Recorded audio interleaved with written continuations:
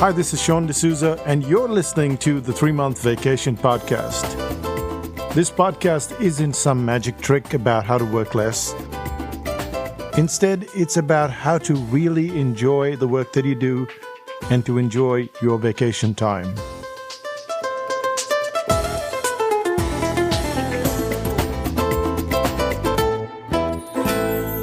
Hi, it's Sean, and you're listening to the 3-Month Vacation.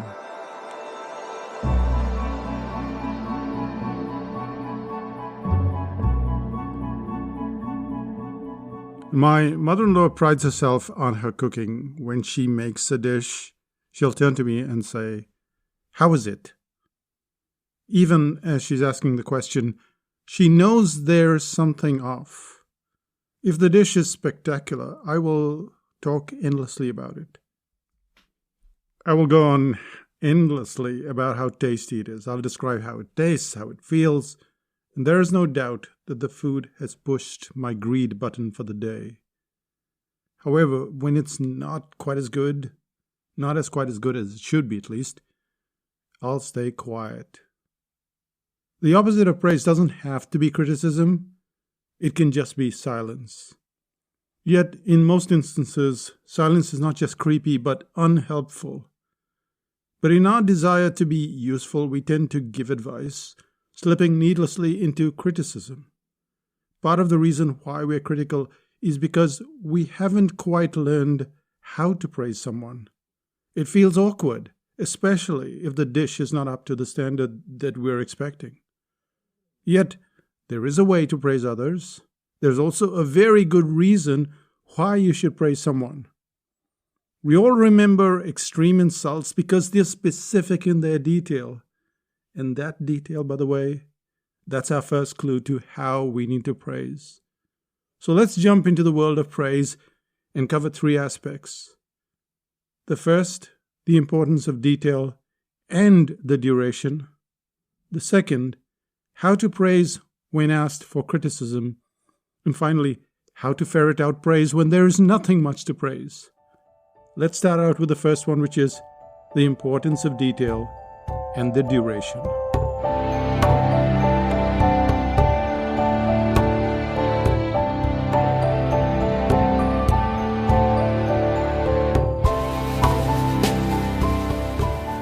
I've been photographing people at work in New Zealand for the past few years. And as you'd expect, if you do a good job, people compliment you. But they never seem to talk much about your work. And in doing so, what they lose out is in the detail. And one of the ways to figure out what this detail means is to listen to this testimonial that came from Sarah. And Sarah is the co-owner of a bakery called Dusty's. And this is what she had to say. "I'm so enjoying the photographs. You capture movement in a rare way. To see the essence of someone's movement in a still, that is so cool. We don't really have a word for it in English, but in Japanese martial arts, they talk about a person's taijutsu, which is more than just how they move when they fight. It's also how they move through life and how they look at life and everything. And that's what I see in your pictures. I hope you come back soon." Now let's compare that comment with most of the other praise that I've received. As you'd expect, most of the other people would have said something like, "Cool photos," "Oh, I love the way you work," or "Oh, that was very nice." You can spot the difference between what Sarah wrote and all the other comments that I've received over time. It's not that I can't remember getting praise, it's just that I can't remember the details. And if you and I can't remember details, it's like a ship in the night.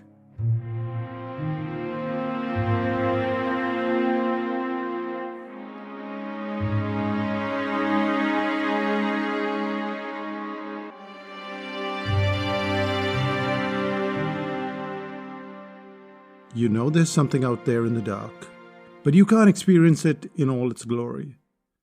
When you add detail to praise, the other person lights up with their own story. Take, for instance, a jam that someone gave me a few days ago. I wrote to him and I said, "I love the chili jam.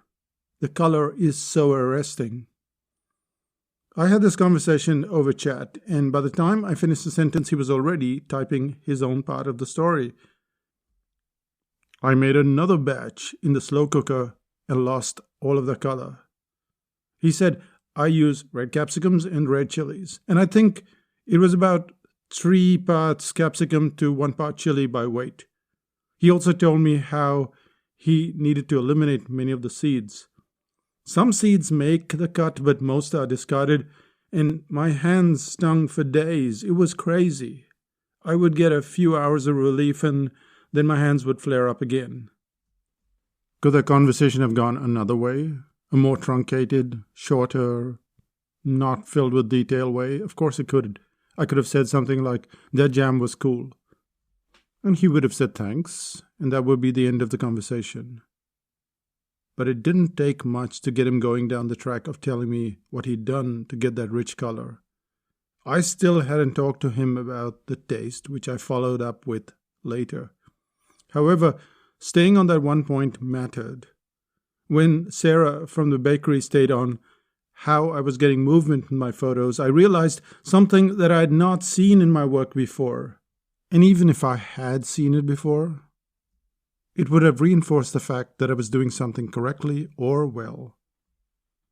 The same concept applied to the discussion of the color of that jam. You don't know it, but he'd given me 3 jars of different jams. And if I tried to praise all of the 3 jams, there wouldn't be enough detail. I'd have never learned how his hands stung for days, or that he didn't make 20 jars but just 6, one of which he gave me. When you're praising someone, the detail is essential. Granted, a quick like is often acknowledging someone's work. A wow or that's cool suggests that you appreciate what you're experiencing. However, the details are what people want to hear. They want to relive what they've gone through, to design their living room, to bake a cake. But even details in a single photo matter. With detail, duration usually follows. It sounds like duration is a separate concept, but it's not. While picking a single point is great, you want that point to linger.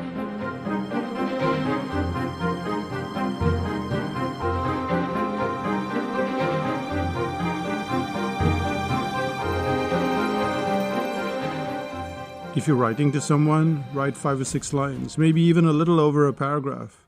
If you're chatting with someone or in front of them, dig deeper into that point. You want that feeling to linger, and it does. And you know that you've gone about it the right way because the other person will tell you things that almost no one else knows. They will start to tell you a story about the ups and downs, and the details, they get details back. But if you say cool, the other person's comment is almost as brief. Their answer is thanks. To me, that feels like a thud. It's one moment of this and that, and then it's gone. Go for the detail and go for duration instead, and then wait for the story to unfold. And it's wonderful when you have to give praise, and the praise is more than evident, but there are times when you are called to give an appraisal. You have to bite your lip because the person is asking you to somehow give them constructive criticism, but wants praise. It's a problem we all face when talking to friends, partners, or even kids. The usual answer to this question is to make a sandwich of praise. You say a good thing, a not so good thing, and then another good thing. And that sounds nice, except when you have 5 not so good comments to make. What do we do? Let's find out.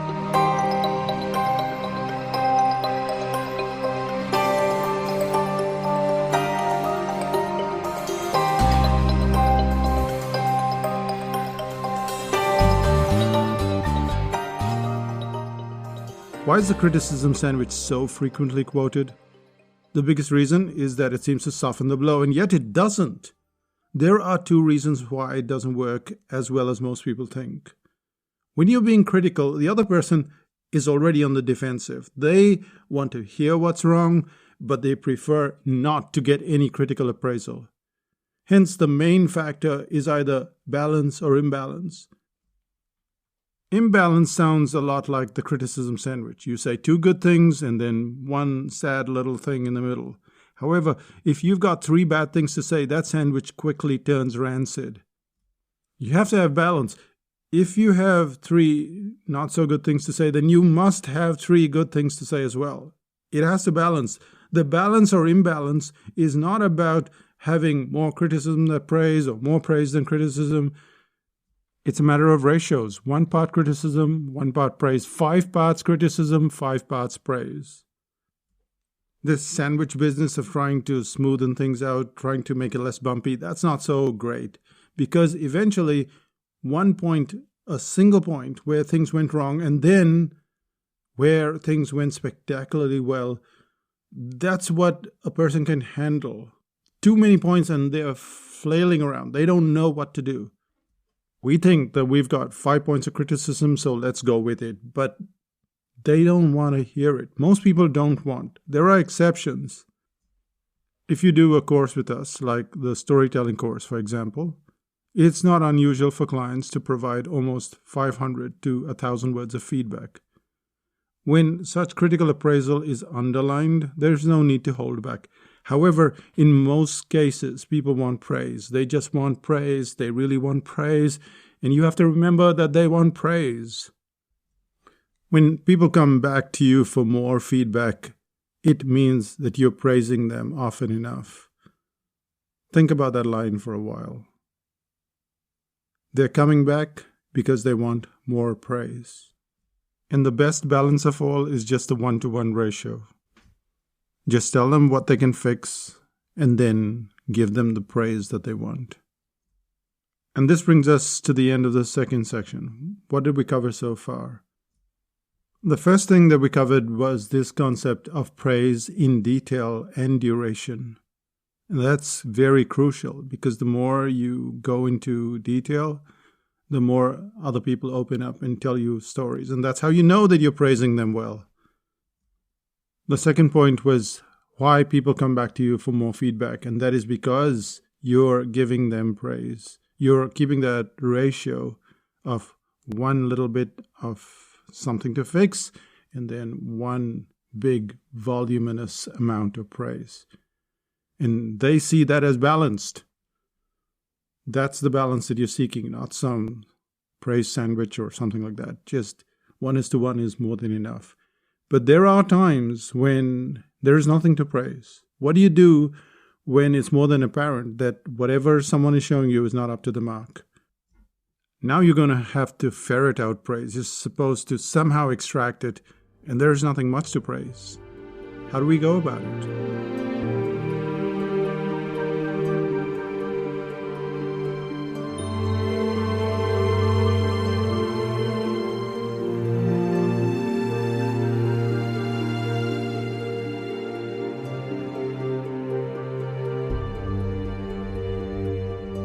Let's say you go to the cafe every day. You order your coffee, it comes to the table, and then you savor it. You're not just one of those coffee drinkers who want a hot drink. You want the coffee to be perfect. Just the right acidity, perfect cream, and an espresso, because what else would a coffee specialist drink? You have just one problem. The coffee is perfect, yet again. The weather and humidity has changed. The beans aren't always consistent. Even so, your barista is a witch. She turns out perfect coffee no matter what. You've complimented her on the coffee a few days ago, but what will you do today? Should you compliment her today, and then tomorrow, and then what about the next 365 days? This kind of praise problem seems hard to solve.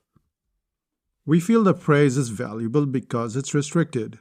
If we start praising continuously, we think that it loses its value. Firstly, that's not true. You can praise someone frequently, and they will still feel that warm glow of happiness. People are excellent judges of insincerity versus genuine praise. And even if you're just flattering someone, they will still lap it up. But most of us can detect when someone is not being honest. Hence, Praise can be given every single time, all the time if needed. When a 2-year-old does a terrible drawing, we don't hold back the praise. Instead, we admire the drawing and we put it up on the fridge, we put it up in a frame, and then another drawing may follow and it seems to receive the same amount of adoration.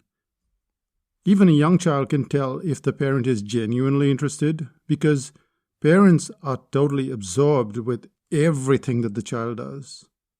So they soak in the praise. However, there are times when you can't necessarily praise someone. Beginners fall into this category. For example, if someone is learning to write an article, their work is what you'd expect a beginner to do. It's not very well structured, it has little drama, and generally it's hard to praise. Trying to find something, anything to praise, would be complicated. Moreover, if you see something worthwhile, it's hard to keep up the act day after day. It takes some time for the writer to reach the point where at least parts of the article may be worthy of your praise. The fastest way out of this mess is to ask questions. Remember that praise, precise, detailed praise, is lovely. However, the second best method is to show interest.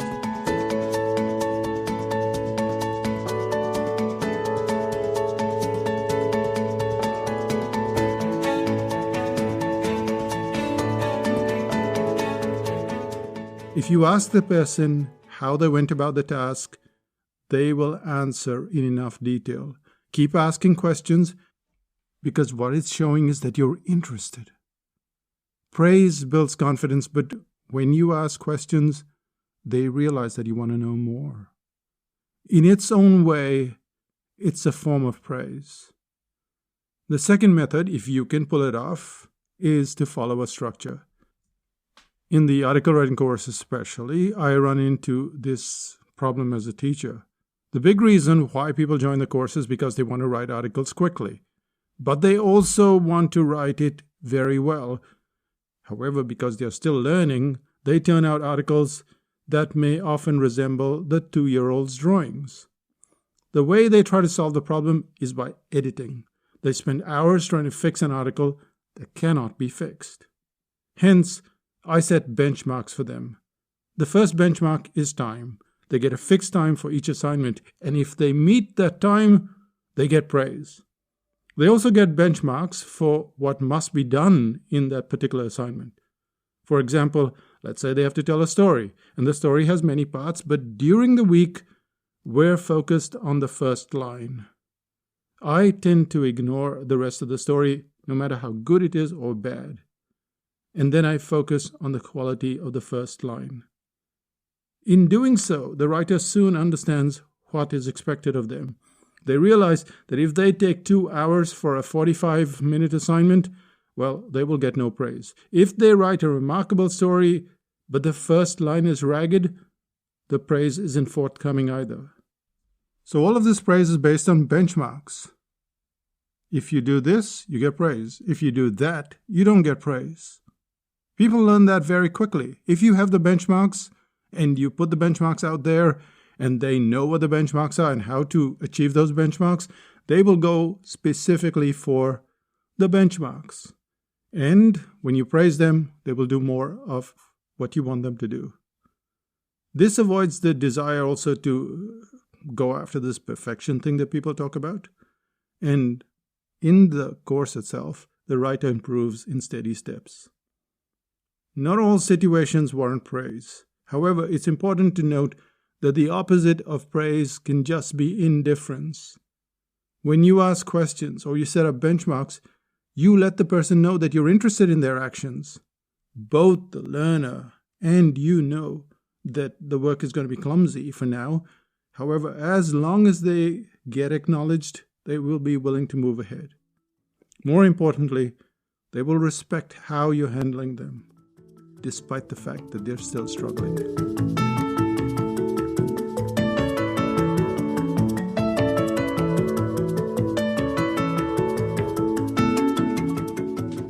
And that brings us to the end of this podcast. Let's do a little summary. The first point that we covered was detail. Detail matters. Praise needn't cover 10 points. If anything, dig deeper into a single point so that the person receiving the praise realizes the importance of that singular point. Just like I got this praise from Sarah on movement in the photographs. And now I look for that. I look to create movement. If you're just used to saying cool or good work, that's nice, but it's often pointless. Detail doesn't have to be a chapter long. A few lines will have the impact it needs, but a paragraph is often better. And when you have that option to just put a like because it's nice and lazy, well, stop yourself and say, maybe I should put a like, but maybe, just maybe, I should talk about this just in a little detail. The second point that we covered was the praise sandwich. A praise sandwich is saying something good and then something that's critical and then finishing with something praiseworthy. Once again, it's nice, but the formula doesn't do the person any good. When someone asks for criticism, they really want praise. And the best praise that you can give is just that ratio of 1:1. I mean, you can go 3:3 and 5:5 and 7:7, but it's really hard to cope with so much information, so 1:1 is probably the best way. You tell them, this is the stuff that you have to fix. It's an easy fix. And this is what you did really well, and then go into detail. And they'll come back to you. That's how you know, because they will keep coming back to you for more feedback. And finally, what do you do when there's nothing to praise? A beginner acts like a beginner. There's not a lot you can say that is praiseworthy. It's hard to go on and on about something that really is pretty bad. Just average. However, praise is not all about kudos. Praise can also be about your interest in someone's work. Asking them questions allows them to explain their process, but it shows your interest in their work. That causes the person to get encouraged, and even when they're not particularly good at something, they realize that you're interested. Ask questions. Be interested.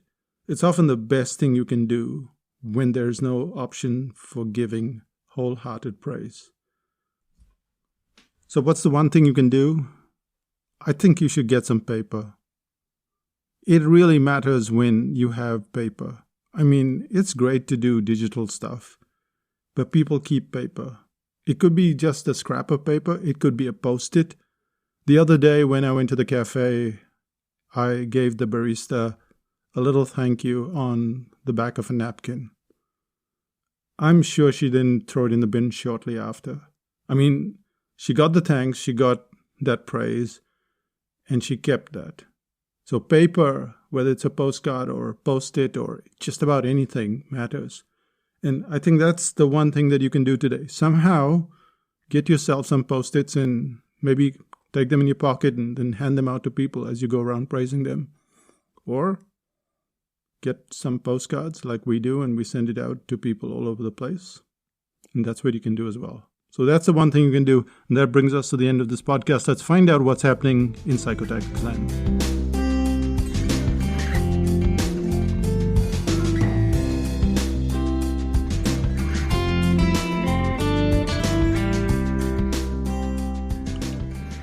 You've probably heard about how information products change the way clients perceive you, haven't you? If you and I read a book and we like the author and we like how they think, then we go on to buy more stuff from them, more information products. And the core of an information product isn't that you're putting together more information. If you look on Amazon, there are millions of books and there will be trillions of them, and it doesn't make any difference. What matters is that you're able to get the client to keep reading, often till the very end. How many of us just abandon books, abandon reports, abandon information because we don't get to the very end? Like you are right now at this podcast at the very end. What is it that holds that information product together? And this is what you'll learn in this course. It's not cheap. In fact, it's one of the more expensive courses. But on Feb the 24th, that's when you get access to it. But you can get some goodies in advance. So go to psychotactics.com/info goodies. And yeah, that's where you get the goodies. And that's where you get to judge whether what you're about to buy is worth your time and your money. On the other hand, and going off on a complete tangent, there's also the workshop. We're having a workshop on how to photograph strangers. Now, the concepts that you're going to learn in how to photograph strangers is probably similar to how to photograph anything like your desk. Not that you want to photograph your desk, but strangers are the hardest thing to photograph because they're always moving, because they don't like being photographed. Yet, I've taken over 30,000 photos of them in the last 2 years, and people say, come back again. They say, please come back. How do we do this? It's a bit about photography. It's a bit about psychology. And yes, it's also a bit of marketing. So you'll learn how to do that. We're having a workshop in Portugal. It's just for 6 people. So go into Psychotactics and type Portugal workshop, and that's where it'll pop up. We're also going to have some meetups in Portugal and in Singapore and in Munich. All the events are listed on the Psychotactics website. Have a look right now, and you'll find where we are and at what day and time. Thanks again for listening, and we'll see you in 5000 BC. You've heard of 5000 BC, haven't you? Bye-bye.